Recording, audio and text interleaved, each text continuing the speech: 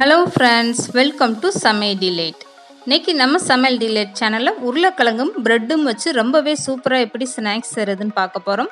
வீடியோக்குள்ளே போகிறதுக்கு முன்னால் நீங்கள் இன்னும் சமையல் டிலேட் சேனலை சப்ஸ்கிரைப் பண்ணலைன்னா மறக்காமல் சப்ஸ்கிரைப் பண்ணுங்கள். அப்படியே பக்கத்தில் இருக்க பெல் ஐக்கானையும் கிளிக் பண்ணுங்கள். ஃபஸ்ட்டு இந்த ஸ்நாக்ஸ் செய்கிறதுக்காக 6 ப்ரெட்டு பீஸ் எடுத்துக்கோங்க.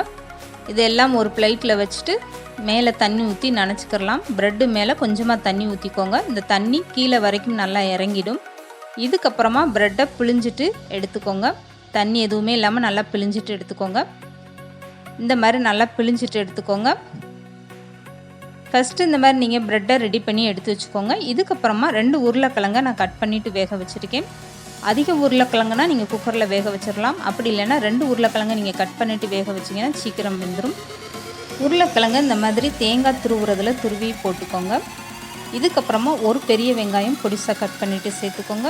இது கூடவே காரத்துக்காக ஒரு பச்சை மிளகா, கொஞ்சமாக இஞ்சி சேர்த்துக்கோங்க பொடிசாக கட் பண்ணிவிட்டு. இது கூடவே 2 பல்லு வெள்ளை பூண்டு பொடிசாக கட் பண்ணிவிட்டு சேர்த்துக்கோங்க. இது கூடவே கொஞ்சமாக கொத்தமல்லி, 4 ஸ்பூன் அளவுக்கு பச்சரிசி மாவு சேர்த்துக்கோங்க. 2 ஸ்பூன் அளவுக்கு கார்ன்ஃப்ளவர் சேர்த்துக்கோங்க. இது கூடவே 1 ஸ்பூன் அளவுக்கு தனி மிளகாய் தூள் சேர்த்துக்கோங்க. உங்களுக்கு காரம் எந்த அளவுக்கு வேணுமோ அந்த அளவுக்கு நீங்கள் கூடுதலாவோ இல்லை குறைச்சோ சேர்த்துக்கலாம். 1/2 ஸ்பூன் அளவுக்கு ஜீரகத்தூள், 1/2 ஸ்பூன் அளவுக்கு கறி மசாலா தூள் சேர்த்துக்கோங்க. இந்த ஸ்நாக்ஸுக்கு தேவையான அளவு உப்பு சேர்த்துக்கோங்க. இதுக்கப்புறமா ப்ரெட்டை சேர்த்துட்டு தண்ணி எதுவுமே சேர்க்காமல் நல்லா மிக்ஸ் பண்ணுங்கள். ப்ரெட்டில் உள்ள ஈரமும் உருளைக்கிழங்குல உள்ள ஈரப்பசமே கரெக்டாக இருக்கும். உங்களுக்கு தண்ணி எதுவுமே சேர்த்துறாதீங்க.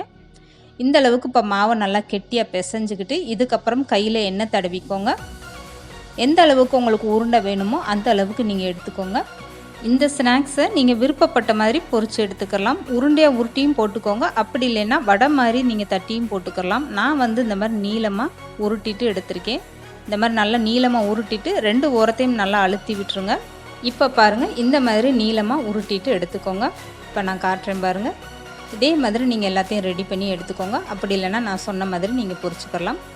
இப்போ பொரிக்கிறதுக்கு எல்லா மாவும் ரெடி ஆகிடுச்சு. இதுக்கப்புறம் எப்படி பொரிச்சு எடுக்கிறதுன்னு பார்க்கலாம். கொஞ்சமாக நீங்கள் எண்ணெய் விட்டிங்கன்னா போதும். எண்ணெய் முழுங்குற அளவுக்கு விட வேண்டாம்.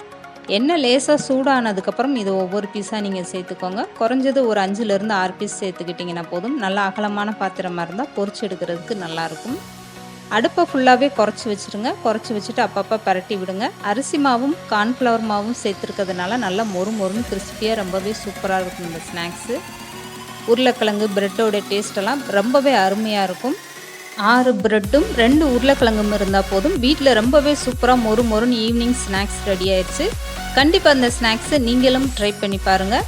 இப்போ ரொம்பவே அருமையாக ஸ்நாக்ஸ் ரெடி ஆயிடுச்சு பாருங்கள். எண்ணெயிலேருந்து எடுத்துட்டிங்கன்னா துளி அளவும் எண்ணெய் கையில் ஒட்டாது. இப்போ பாருங்கள், நான் பிச்சு காட்டுறேன் எந்த அளவுக்கு அருமையாக இருக்குது பாருங்கள். கண்டிப்பாக அந்த ஸ்நாக்ஸை நீங்களும் உங்கள் வீட்டில் ட்ரை பண்ணி பாருங்கள். இந்த வீடியோ பிடிச்சிருந்தால் லைக் பண்ணுங்கள், ஷேர் பண்ணுங்கள். மறக்காமல் சமையல் டிலேட் சேனல் சப்ஸ்கிரைப் பண்ணுங்கள்.